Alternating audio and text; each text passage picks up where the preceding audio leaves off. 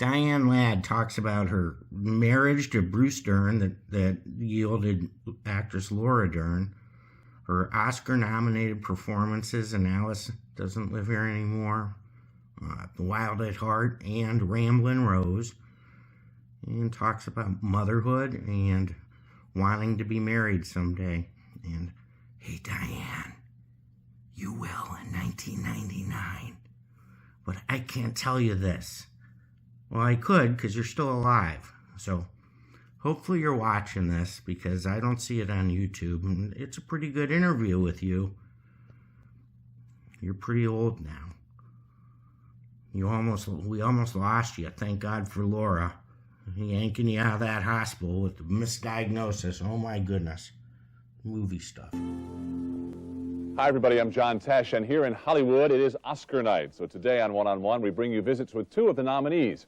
Laura Dern and Diane Ladd made Academy Award history when they became the first mother and daughter ever to receive nominations. And they were both in the same film, Ramblin' Rose. This marks the third nomination for Diane Ladd. Just 2 years ago, she was recognized for the movie Wild at Heart, in which she also starred with her daughter, and her first nomination came in 1974 for the role of Flo in Alice Doesn't Live Here Anymore. The movie turned into a television series called Alice, and Diane later joined that show for one season. Now, all three nominations have been for Best Supporting Actress, and Diane hopes the third time is the charm. And Laura Dern, the daughter of Diane Ladd, and actor Bruce Dern is nominated for Best Actress. Her competition, Gina Davis, Susan Sarandon, Bette Midler, and ironically, Jodie Foster. Laura made her film debut at the age of 11 playing opposite Jodie in the movie Foxes. She has had impressive reviews in the films Mask and Wild at Heart, as well as Ramblin' Rose. Stay tuned for mother and daughter Diane Ladd and Laura Dern. Butter last night. I never laid a finger on your rotten butter. And you didn't. You can kiss me where the sun don't shine. I'll kiss you anywhere you want. Where the hell's the butter? The movie was Alice Doesn't Live Here Anymore. It was the only job Diane Ladd had in 1974, but it was also the role which won her an Academy Award nomination. Hi. Come on in there. You ready for some eggs?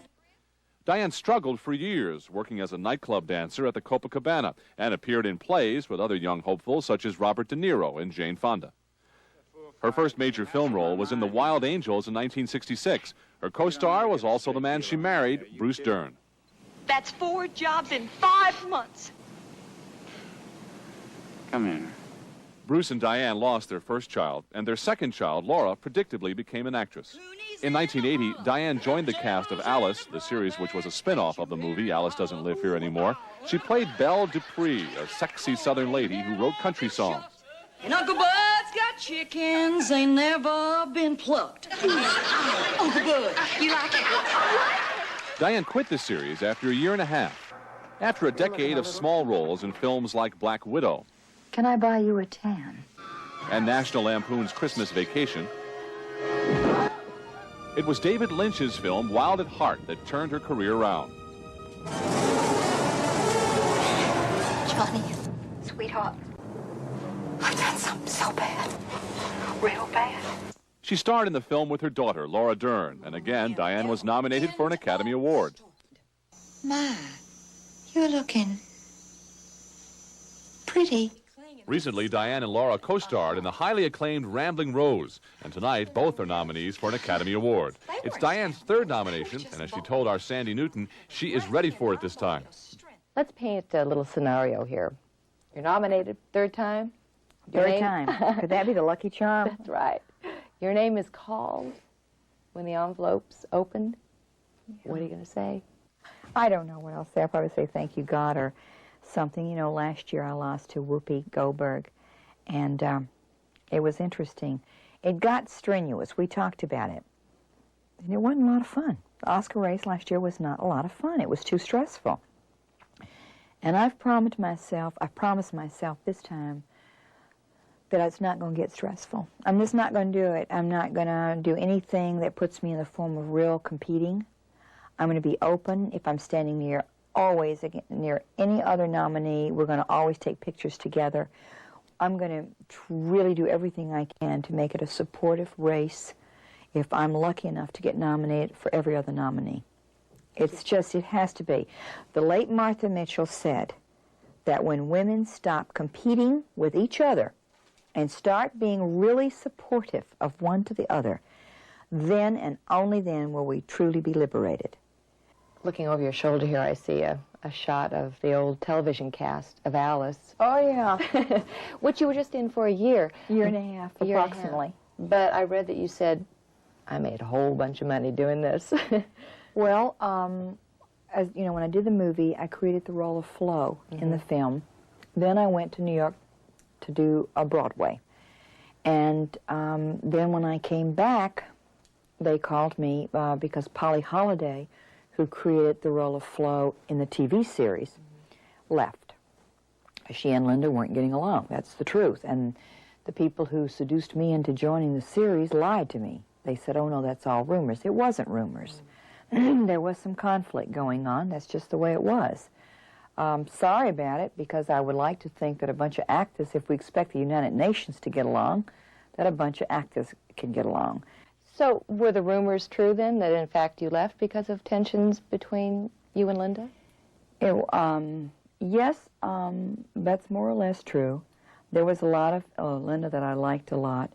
But when I first came in to do the show, Linda and I had dinner, and I thought we were going to get along just fantastically well.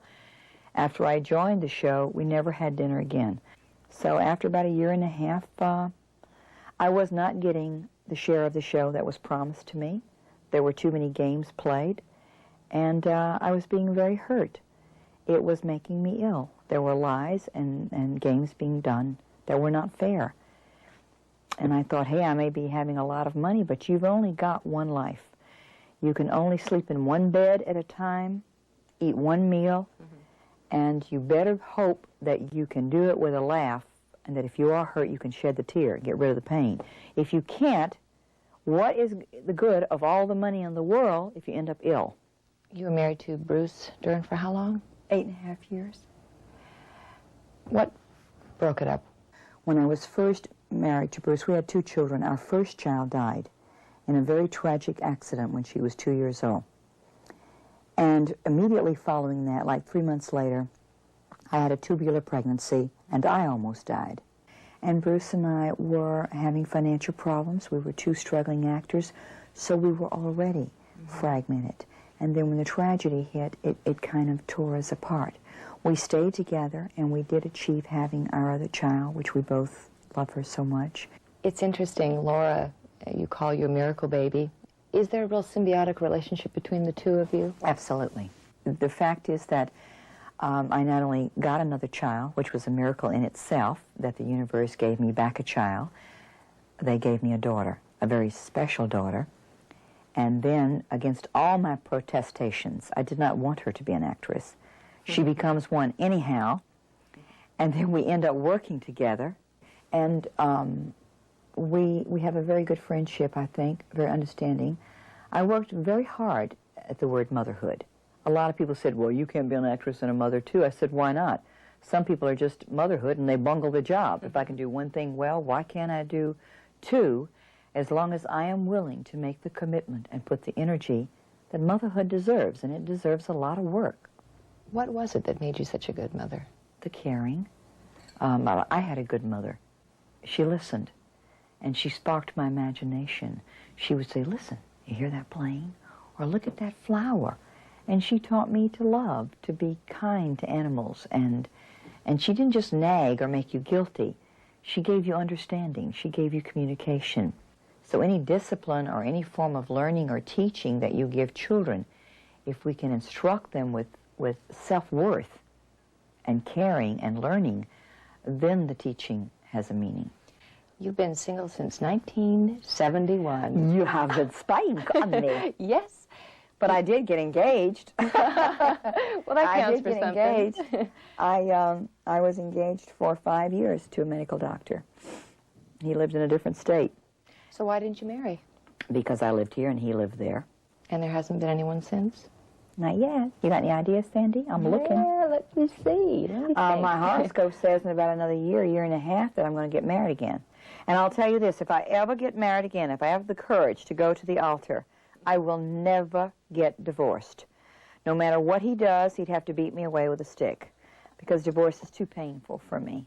I can't stand apart with a puppy or a kitty or anything like that. I'm a total sentimentalist. And I would like to be married again to one person that I can share my life with. But it has to be a person that does not take my power. I want to be proud of them. And it has to be someone that I can share mentally, because somebody's brain is what first really turns me on. And spiritually, I want somebody who's evolved and who's open to searching into life, you know, and doesn't judge other people too quickly. And who's not fanatical, but who's searching. And I want somebody who loves the bed. My Southern blood loves the bed. I want them to use everything God gave them as good as possible. Thanks for watching Cleveland Live Music. It's awfully bright out here. I'd click on another one of my videos. Quit looking into the sun. Your mother told you not to do that. Please hit the subscribe button. And if you want to support the channel more, there's GoFundMe and Patreon information in the video descriptions. Ooh, ooh!